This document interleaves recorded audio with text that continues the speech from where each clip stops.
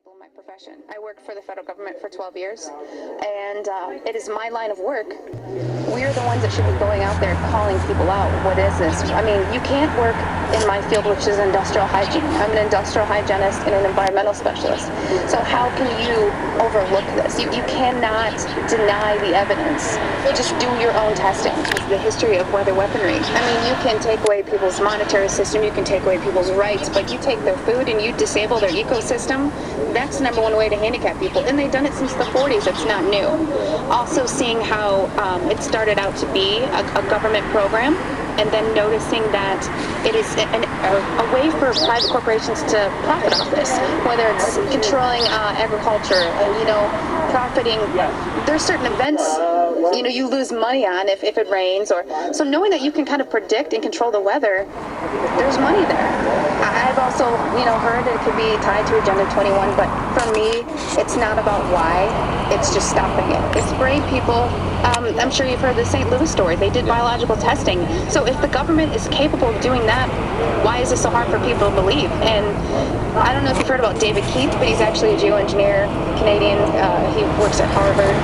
He just wrote a new book on climate engineering, and inadvertently he's brought more awareness to this, because I feel they're getting ready to admit it, and they're trying to sell it to us. It's kind of like they sell vaccines to us, they sell fluoride to us. Fluoride is a mining waste product. Well, how can we make that good? Put it in your water. So I think that they're trying to now kind of admit it and act like they're going to start doing it, and they've already been doing it. According to the 5th article of the Bill of Rights, amending the Constitution for the United States of America, no person shall be deprived of life, liberty, or property without due process of law. But the daily spraying is depriving all persons living within the United States of life, health, liberty, and integrity of our common and private property without due process of law. As a representative of the people of the United States of America, we insist that you do everything in your power to protect us and immediately put a stop to geoengineering spraying at once. There exists no justification, legal or otherwise, to poison the planet and its inhabitants. Money is happening, and the naysayers say, well, so what? Isn't neutral good? Well, no, neutral is not good. pH.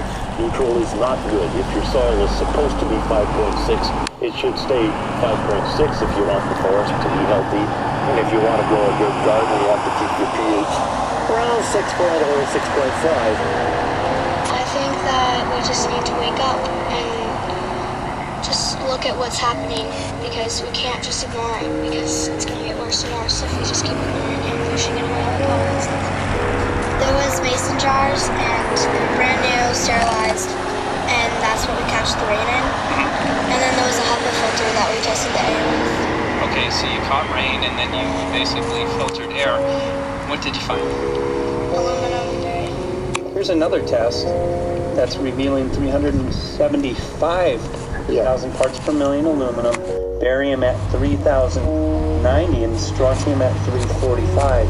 Yeah, that's from a lined pond With EPDM fish-safe pond liner. There is no chemicals, manufacturing materials at all in that pond liner that's available to the aquatic life. It's designed for that purpose. The well that feeds this pond has been tested and retested.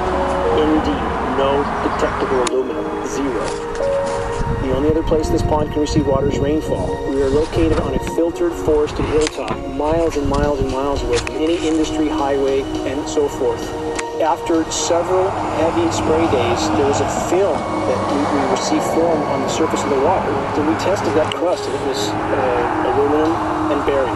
That after a year and a half's accumulation had 375,000 parts per billion of aluminum in it. It's literally toxic. We can say conclusively that what we see in the sky matches expressly what's outlined in numerous patents, and the materials on the ground match those patents. This material was not there 5 years ago. It is a recent phenomenon in the quantities it's in. It has escalated in some cases 50,000% in 5 years in the case of aluminum. From our original baseline reading of 70 parts per billion, which was already high, it has escalated up to 50,000% in 5 years. So we've seen profound changes in that. That's fair. So I feel the major toxin in these chem chemtrails is the aluminum. And from the levels in the